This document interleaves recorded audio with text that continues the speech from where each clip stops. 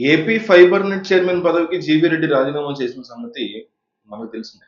వ్యక్తిగత కారణాలతో తన పదవికి టీడీపీ ప్రాథమిక సభ్యత్వానికి రాజీనామా చేస్తున్నట్టు జీవీ రెడ్డి వెల్లడించారు. తాను ఏ రాజకీయ పార్టీలో చేరట్లేదని కూడా తెలిపారు. న్యాయవాద వృత్తిలో కొనసాగుతానని ఆయన పేర్కొన్నారు. ఈ మేరకు సామాజిక మాధ్యమంలో తన రాజీనామా లేఖని జీవీ రెడ్డి పోస్ట్ చేశారు. 4 రోజుల క్రితం AP fiber net MD Dinesh Kumar రాజద్రోహానికి పాల్పడుతున్నారంటూ జీవీ రెడ్డి తీవ్ర ఆరోపణలు చేశారు. ఫైబర్ నెట్ సంస్కరణలో భాగంగా 410 మంది ఉద్యోగులను తొలగించడంతో పాటు సంస్థ పనితీరు మెరుగుపరిచేందుకు చైర్మన్‌గా తాను తీసుకున్న నిర్ణయాలను ఎండీ అమలు చేయట్లేదని విమర్శించారు. ఫైబర్ నెట్ అభివృద్ధికి ఏమాత్రం సహకరించకపోగా సంస్థని మూసివేసే విధంగా ఆయన చర్యలున్నాయని ఆగ్రహాన్ని వ్యక్తం చేశారు. ఈ ఆరోపణల మీద ఐఏఎస్ అధికారులు ఒక్కసారిగా భగ్గుమన్నారు.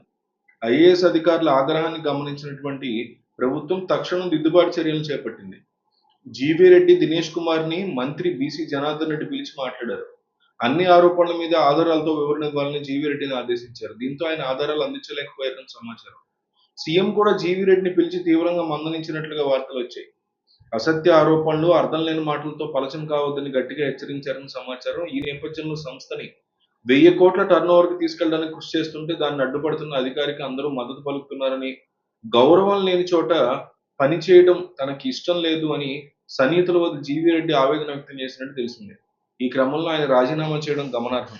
జీవీ రెడ్డి చేసినటువంటి ఆరోపణల నేపథ్యంలో ఆ సంస్థ ఎండీ, ఐఏఎస్ అధికారి కె. దినేష్ కుమార్ మీద ప్రభుత్వం బదిలీ వేటు వేసింది.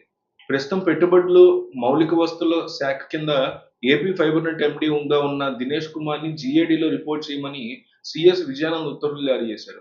వీటితో పాటు AP gas infrastructure corporation MD, RTC CEO, AP drone corporation ఎండీగా నిర్వహిస్తున్న పూర్తిస్థాయి బాధ్యతల నుంచి కూడా దినేష్ కుమార్‌ని తప్పిస్తున్నట్టుగా ఆ ఉత్తర్వుల్లో క్లియర్ కట్‌గా పేర్కొన్నారు.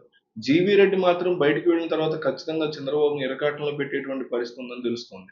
అయితే జీవీ రెడ్డి సీఎంని కలవక ముందు ఈ విషయం మీద చంద్రబాబు అధికారుల వద్ద ఆగ్రహం వ్యక్తం చేశారు. ఏదైనా సమస్య ఉంటే మంత్రిని కలిసి తన దగ్గరికి రావాలని బహిరంగ ఆరోపణలు దిగడం ఏంటని ప్రశ్నించారు. ఇది మంచి పరిణామం కాదని చంద్రబాబు మందలించినట్టు తెలుస్తోంది.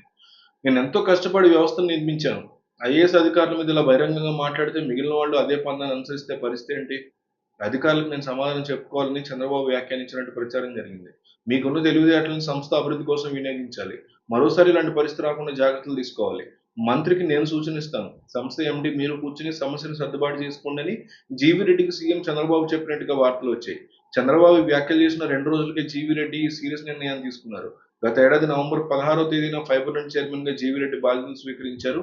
AP state fibre net limited కనెక్షన్‌లు వచ్చే 2 ఏళ్లలో 50 లక్షలకు పెంచేలా చర్యలు తీసుకుంటామని కూడా ఆయన అప్పట్లో ఛాలెంజ్ చేశారు.